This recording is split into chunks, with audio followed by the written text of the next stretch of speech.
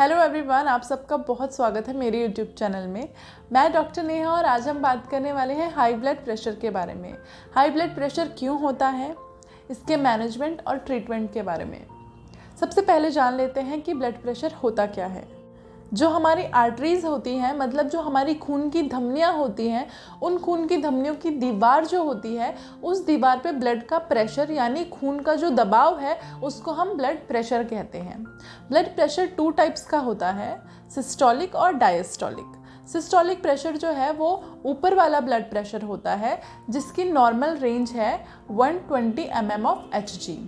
नीचे वाला जो प्रेशर है जिसको हम डायस्टोलिक प्रेशर बोल रहे हैं, उसका जो नॉर्मल रेंज है वो है 80 mm ऑफ Hg। जब भी हम किसी पेशेंट में ब्लड प्रेशर जांच करते हैं, ब्लड प्रेशर मेज़र कर रहे होते हैं, तो उस टाइम पे जो सिस्टोलिक ब्लड प्रेशर है ये वो आर्टीरियल प्रेशर होता है जब आपका हार्ट कॉन्ट्रैक्ट कर रहा हो, और डायस्टोलिक में वो प्रेशर मेजर करते हैं जब आपका हार्ट रिलैक्स कर रहा हो और उसमें ब्लड फिल हो रहा हो। ब्लड प्रेशर जो है वो 2 स्टेजेस में डिवाइडेड है। पहले जो स्टेज है वो है प्री हाइपरटेंशन और दूसरी स्टेज है हाइपरटेंशन। प्री हाइपरटेंशन में जो सिस्टोलिक प्रेशर है, मतलब जो ऊपर वाला ब्लड प्रेशर है आपका, वो 120 से 139 mm ऑफ Hg होता है। जो डायस्टोलिक ब्लड प्रेशर है, मतलब जो नीचे वाला ब्लड प्रेशर है, वो 80 से 89 के बीच में होता है। सेकेंड स्टेज है हाइपरटेंशन। हाइपरटेंशन मतलब जब आपको ब्लड प्रेशर एक्चुअल में डेवलप हो चुका है, तो वो कंडीशन होती है जब आपका सिस्टोलिक ब्लड प्रेशर जो है, ऊपर वाला ब्लड प्रेशर है, वो more than 140 mm of Hg, मतलब 140 से भी ऊपर जा चुका है आपका ऊपर वाला ब्लड प्रेशर, और जो नीचे वाला ब्लड प्रेशर है वो 90 से ऊपर जा चुका हो। अब बात कर लेते हैं इसके कॉजिंग फैक्टर यानी कारणों के बारे में कि ब्लड प्रेशर आपको क्यों डेवलप होता है। सबसे पहला रीज़न है आपका स्ट्रेस। अगर आप बहुत लंबे टाइम से किसी स्ट्रेस से गुजर रहे हैं या आप स्ट्रेसफुल लाइफ जीते हैं, तो ये एक रीज़न हो सकता है आप में ब्लड प्रेशर होने का। दूसरा जो रीज़न है वो है आपका ओवरवेट। अगर आप ओबेज हैं, मोटापे से ग्रस्त हैं, तो भी आपको ब्लड प्रेशर की समस्या हो सकती है। तीसरा जो रीज़न है वो है इनएक्टिविटी। अगर आप एक्टिव नहीं हैं, आपकी जो एक्सरसाइज है वो 0 है, तो भी आपको ब्लड प्रेशर हो सकता है। चौथा जो रीज़न है वो है आपकी फूड हैबिट। अगर आपकी फूड हैबिट अच्छी नहीं है, आप डेड फूड ज़्यादा लेते हैं, पैकेज्ड प्रोसेस्ड फूड ज़्यादा लेते हैं, तो भी आपको ब्लड प्रेशर हो सकता है। अगला जो रीज़न है वो है किसी डिजीज़ के चलते आपको ब्लड प्रेशर हो सकता है, जैसे कि थायराइड, और अगर आपका कोलेस्ट्रॉल बढ़ा हुआ है तो भी आपको ब्लड प्रेशर हो सकता है। अगला है एज फैक्टर। देखा जा रहा है कि 50 से अबव जितने भी लोग हैं उनमें ब्लड प्रेशर की समस्या आम हो चुकी है। इसके अलावा किडनी और हार्ट डिजीज़ जिन भी लोगों को है उनको ब्लड प्रेशर की समस्या होती है।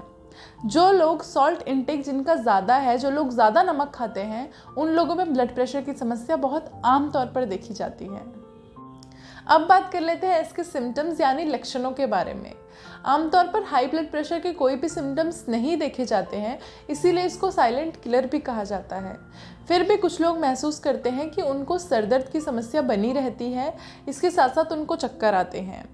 अगर आप अपनी हाई ब्लड प्रेशर की समस्या को ट्रीट नहीं करते हैं, इसका कोई इलाज नहीं करते हैं, तो आगे चल के आपको काफ़ी सारे कॉम्प्लिकेशंस हो सकते हैं, जिसमें पहला कॉम्प्लिकेशन है आपका ब्लर विजन, मतलब आपको धुंधला दिखाई देने लगता है। हाई ब्लड प्रेशर की वजह से आपकी जो ब्लड वेसल्स हैं, जो खून की धमनियाँ हैं, वो डैमेज हो सकती हैं, जिसकी वजह से आपकी आँख का जो रेटिना होता है वो डैमेज हो जाता है और आपको धुंधलेपन की शिकायत हो सकती है। दूसरा जो कॉम्प्लिकेशन है वो है चेस्ट पेन। चेस्ट पेन आमतौर पर देखा जाता है जिन भी लोगों को हाई ब्लड प्रेशर की प्रॉब्लम होती है। हाई ब्लड प्रेशर की वजह से आपकी जो ब्लड सप्लाई है उसमें कॉम्प्लिकेशंस डेवलप हो जाती हैं, और जो हार्ट की कोरोनरी आर्टरी जो होती है वो हार्ट को ठीक से ऑक्सीजन सप्लाई नहीं कर पाती और पेशेंट को हार्ट अटैक तक हो सकता है। नेक्स्ट कॉम्प्लिकेशन है नेज़ल ब्लीड। बहुत ही रेयरली देखा जाता है, लेकिन ये बहुत ही इम्पॉर्टेंट सिम्टम है। आपकी नाक से खून आने लगता है जब आपका ब्लड प्रेशर बहुत ज़्यादा हाई होता है। नाक के अंदर छोटी छोटी कैपिलरीज होती हैं, ब्लड प्रेशर हाई होने की वजह से वो कैपिलरीज डैमेज हो जाती हैं और आपको नाक से ब्लीडिंग हो सकती है। अगली जो कॉम्प्लिकेशन है वो है पिंक यूरिन या ब्लड इन यूरिन।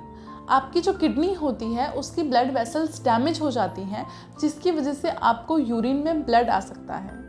अब बात कर लेते हैं इसके मैनेजमेंट के बारे में। सबसे पहला है लाइफस्टाइल मॉडिफिकेशन। आपको अपनी लाइफस्टाइल में थोड़ा बहुत चेंजेस करने पड़ेंगे, जिसमें है आपको सुबह जल्दी उठना है। सुबह की जो गुनगुनी धूप है आप उसमें कम से कम 30 मिनट तक बैठें। आप योगा या प्राणायाम कर सकते हैं।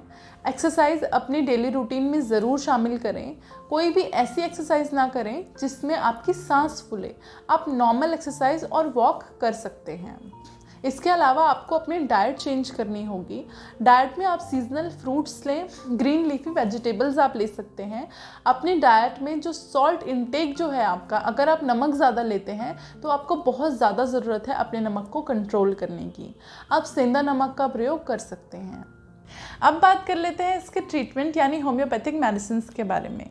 आप में से ऐसे कई सारे लोग होंगे जो अपना ब्लड प्रेशर मेंटेन करने के लिए एलोपैथिक मेडिसिन ले रहे होंगे। एलोपैथिक मेडिसिन आपको लाइफ टाइम लेनी पड़ती है, जिसकी वजह से आपके शरीर में इसके काफ़ी सारे साइड इफ़ेक्ट्स देखे जाते हैं। होम्योपैथिक जो मेडिसिन होती हैं आपके शरीर पे बहुत ही वंडरफुली काम करती हैं। आपको जो ब्लड प्रेशर है उसको मेंटेन करने के साथ साथ कम्प्लीटली क्योर करती हैं। ध्यान रहे, यहाँ बताई जाने वाली जो होम्योपैथिक मेडिसिन हैं ये ब्लड प्रेशर के लिए कुछ जनरल मेडिसिन हैं। होम्योपैथिक मेडिसिन आपके कॉन्स्टिट्यूशन पे बेस्ड होती हैं, उसके बाद ही आपको होम्योपैथिक मेडिसिन लेनी चाहिए। होम मेडिकेशंस ना करें, बिना होम्योपैथिक डॉक्टर की सलाह के कोई भी दवाई ना लें। हाई ब्लड प्रेशर के लिए होम्योपैथी में दी जाने वाली पहली मेडिसिन है एकोनाइट। एकोनाइट हम ऐसे पेशेंट्स को देते हैं जो कंप्लेन करते हैं कि उनके हार्ट में उनको पैल्पिटेशन, मतलब जो हार्ट बीट है वो बहुत ज़्यादा फास्ट चल रही है। इसके साथ साथ पेशेंट को बहुत ज़्यादा एंग्जाइटी होती है, मतलब पेशेंट को बहुत ज़्यादा घबराहट होती है और पेशेंट को डर लगता है कि शायद उनके साथ कुछ गलत हो जाएगा, शायद इसकी वजह से उनकी डेथ हो सकती है। पेशेंट का जो पेन है वो लेफ्ट चेस्ट में होता है, जो रेडिएट करता है उनके लेफ्ट शोल्डर तक। पेशेंट कंप्लेन करते हैं कि नीचे जो ब्रेस्ट बोन है वहाँ पे उनको पेन हो रही है। अगली जो मेडिसिन है वो है एलम-सटाइवम। एलम-सटाइवम हम ऐसे पेशेंट्स को देते हैं जिनमें हाई कोलेस्ट्रॉल हो और हाई कोलेस्ट्रॉल के बाद उनको हाई ब्लड प्रेशर के सिम्टम्स डेवलप हो गए हों। ऐसे पेशेंट कंप्लेन करते हैं कि उनको पैल्पिटेशन फील हो रही है और उसकी वजह से उनकी जो नींद है उसमें कमी आ रही है। पेशेंट को लेफ्ट साइड चेस्ट में पेन होता है। ऐसे पेशेंट को जब हम एलम-सटाइवम देते हैं तो उनका जो कोलेस्ट्रॉल लेवल है वो नीचे आता है और उनका जो ब्लड प्रेशर है वो कम्प्लीटली क्योर होता है।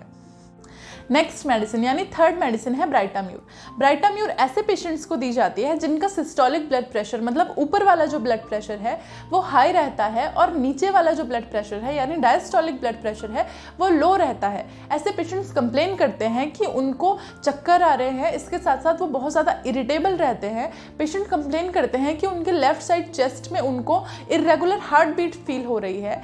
ब्लड प्रेशर जो है ओल्ड एज में जिनका इंक्रीज हो गया हो उनको भी ब्राइटाम्यूर बहुत अच्छा रिजल्ट देती है। नेक्स्ट जो मेडिसिन है वो है क्राटेगस।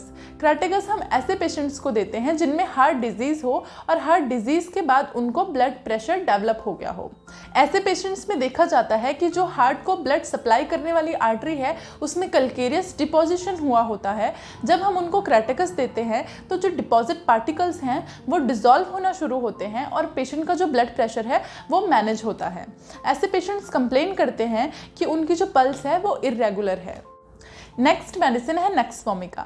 नेक्सवोमिका ऐसे पेशेंट्स को दी जाती है जिनका सेडेंटरी लाइफस्टाइल होता है, मतलब जिनकी फिजिकल एक्टिविटी ज़ीरो होती है।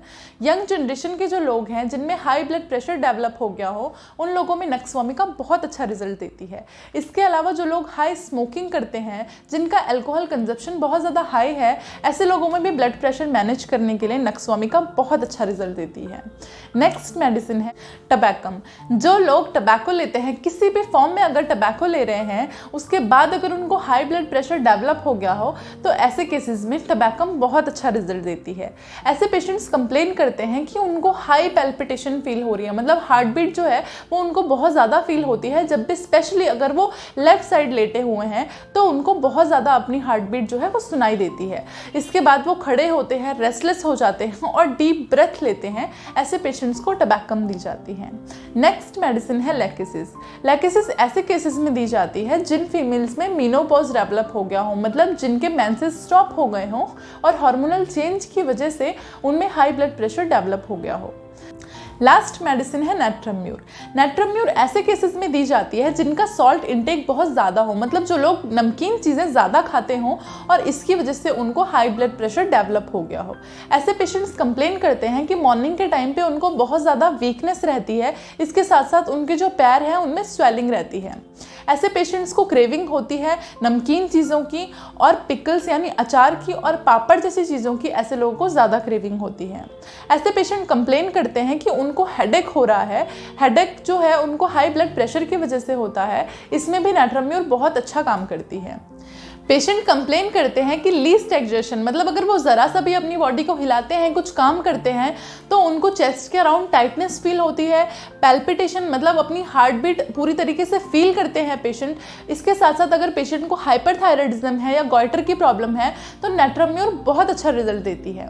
I hope high blood pressure के ऊपर ये जो वीडियो है आपको इससे ज़रूर कुछ समझने को मिला होगा, आपको वीडियो हेल्पफुल रही होगी। अगर वीडियो आपको अच्छी लगी तो वीडियो को लाइक कीजिए, चैनल को ज़रूर सब्सक्राइब कीजिए और वीडियो को ज़्यादा से ज़्यादा शेयर कीजिए सो ये किसी के लिए हेल्पफुल हो सके। इससे जुड़िए किसी और बीमारी के बारे में जानकारी के लिए आप स्क्रीन पर दिए गए नंबर पर कॉल या व्हाट्सएप कर सकते हैं। Thank you.